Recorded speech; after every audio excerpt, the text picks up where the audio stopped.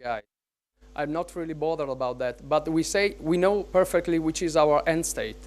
Until the three main objectives are met, which means all attacks and threats against civilian population has ended, all the regime forces have returned to their base, and full and unhindered access to humanitarian aid is granted, the mission will keep on. So we'll keep the pressure on Gaddafi regime until these three objectives are met. Of course, the sooner the better for civilian population, that's for sure. Thank you.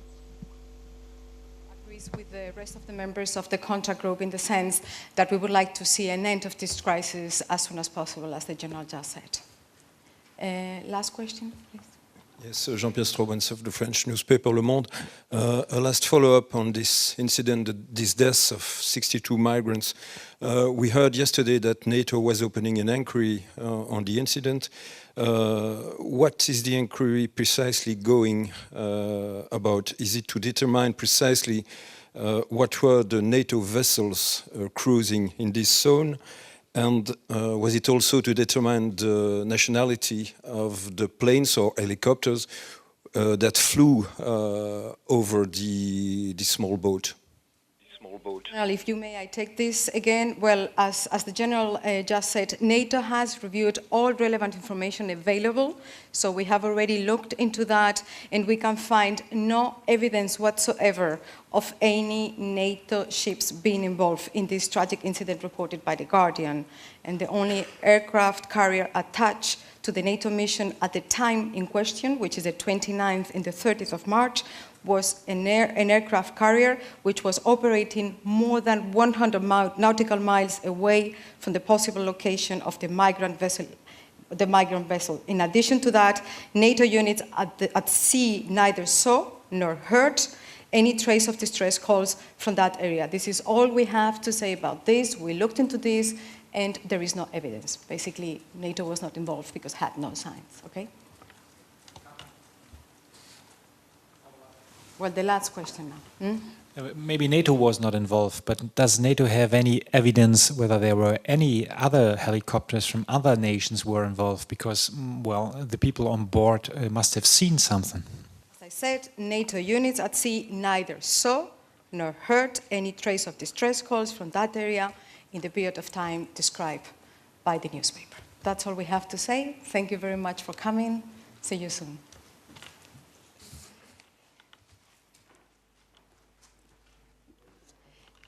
And now, I think we have the pictures now, no? Okay. Thank you very much for being here. Thank you. Grazie a tutti.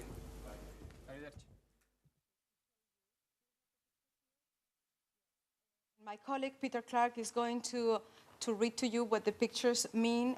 This is an example of what I told you, the operation in which NATO was involved on the 26th of March, rescuing migrants in a boat going from Tripoli to Lampedusa, I think. So, Peter.